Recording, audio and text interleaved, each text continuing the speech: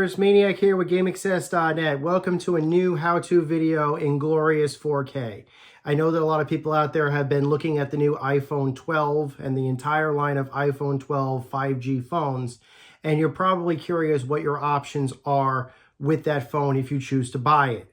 Well, that's really what this video is going to be about. It's mostly going to be about charging with the iPhone 12 and what your best options are.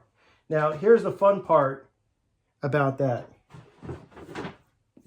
Let's say you buy yourself an iPhone 12. This is a box for an iPhone 12 Pro. Whether you buy an iPhone 12 Mini, Pro, Pro Max, whatever, that's totally up to you. We're not going to make any judgments about this. And as far as I know, this video will work for anything in the iPhone 12 line. So please keep that in mind. But if you open up the box for this particular, and I have it already pre-opened right over here, alongside your phone, you're not going to find the usual set of accessories that you normally find with an iPhone or an iPad. Usually you would find something along the lines of headphones, a headphone adapter, a charge plug, or something along those lines. But really, if you open this up, all you find is this along with your phone, as well as the standard ID cards and manuals and stuff like that, and your Apple sticker. Now, what is this? This is a USB-C to Lightning charging cable, or for you Mac users, Thunderbolt 3 to Lightning charging cables. This is all that's included in any iPhone 12. That's it. This cable is intended for one purpose typically. This cable was originally sold. It's a $20 cable. It's sold pretty much anywhere you can find Apple accessories. But it's a USB-C. Apple didn't ship with any of these. And even if you had one of these lying around, and you probably have a whole bunch of these, Apple was banking on you having a whole bunch of these lying around in your house. This is a 5-watt power adapter. You know, it's a pretty standard one for iPhones. That port isn't going to work on this at all. This is a USB-A port.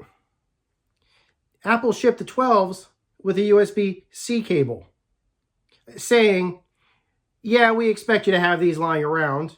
We're not going to include them with the box, but we're going to give you this cable anyway. We're doing it to cut down on waste. Well, I can tell you this right now, if they really did care to cut down on waste, why would they ship with this cable? Don't get me wrong, this cable is great. If you want to connect it to your PC or your Mac and they have a compatible port, you can get transfer speeds and in some cases, you know, higher charge capability, specifically on the Macs. Although I think I've seen some IBM computers also be able to charge at the higher wattage. And it also will get good speeds, you know, for, you know, transfer, backup, sync to your computer. But let's be honest, you need to charge your phone. And with this cable, this isn't going to do it. Nor, if you're an iPad user, these 10 to 12 watt power bricks aren't going to work it. Now, don't get me wrong. If you actually have an older USB cable lying around that will fit this port, that has a lightning end on it, and you plug it into your iPhone 12, it will work. You will get a charge out of it. And you also get computer sync and stuff like that.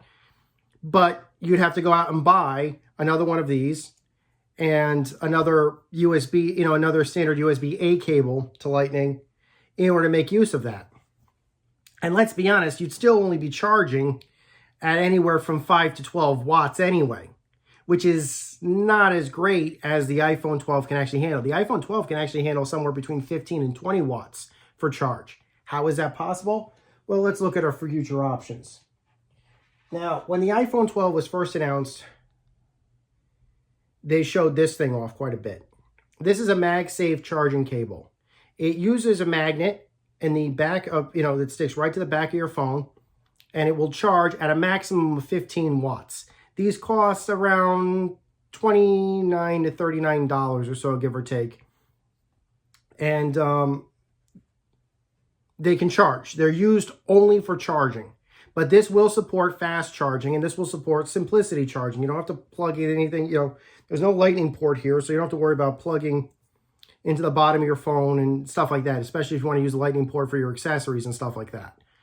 So this charger sticks right to the back, and I can attest it's very easy to use.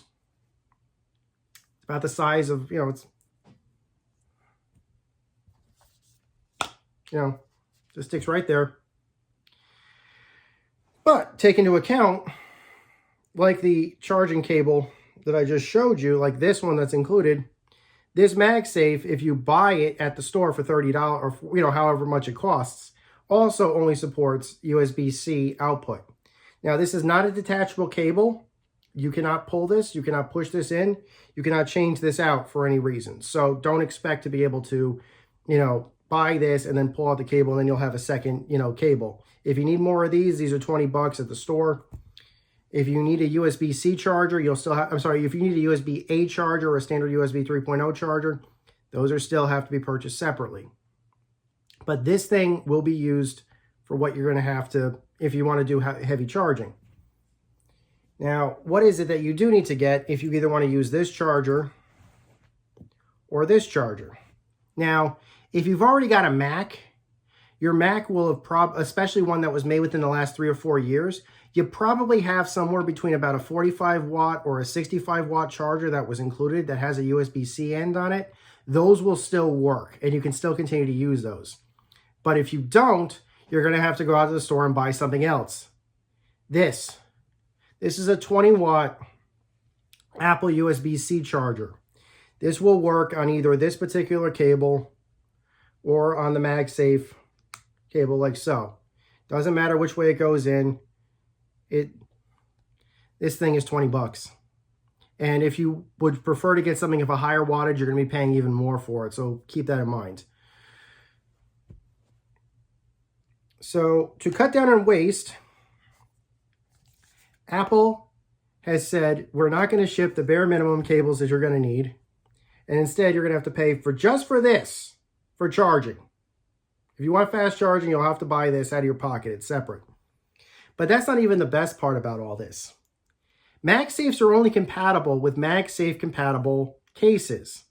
Now, I'm using my phone right now, which is in glorious 4K, which is why you can see me in glorious 4K, to do this video, so you can't see it right now. But what you can see is this. This is an example of a MagSafe compliant USB-C case. I'm sorry, iPhone 12 case. This is a silicon iPhone 12 case. It fits the iPhone 12 and the iPhone 12 Pro. If you need an iPhone 12 Max or an iPhone 12 Pro Max or an iPhone 12 Mini, you'll have to buy a different case for that sort of thing. But this case is MagSafe compliant. It actually says it right on the bottom. You can see right there, MagSafe compliant. This is the cheapest case that you can get currently that is MagSafe compliant. It's $50. Now, if you want something a little bit heavier duty, particularly for you OtterBox fans out there, OtterBox does make a third-party case of its usual standard. I haven't seen it myself, but I know it exists. That is MagSafe compliant, but you have to get that particular model. It's $80. Apple also makes a leather version of this case, a MagSafe compliant case, it's not silicone. And that is that particularly is also $80. So please keep that in mind. There's also a travel case that looks really nice. I haven't got a closer look at that. I may end up picking it up if I ever intend to travel, but that's probably not happening this year. So it is what it is. Now, what are my recommendations after basically seeing all of this? Particularly all of this put together, like these 3 accessories, which are, as far as I'm concerned, baseline accessories, what you're going to need if you're going to be using an iPhone 12, can come out to around $120 total. That's on top of however much you're expected to pay for your particular model iPhone 12. In my case, I ended up buying an iPhone 12 after a couple of rebates and stuff like that. I ended up getting mine for about $1,100. But, you know, obviously, I can take my phone anywhere and stuff like that. So I got what I was paying for. But I also had to keep in mind these accessories basically before I made my major purchase. And you're going to have to keep that in mind also. Hopefully you guys enjoyed the video. How do I look in 4K? I don't know.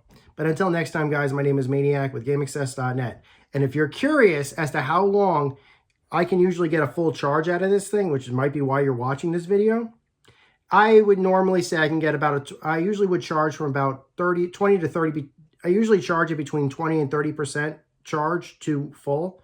I would usually say I can get a full charge out of this particular charger in about 2.5 to 3 hours. So keep that in mind. Till next time, guys.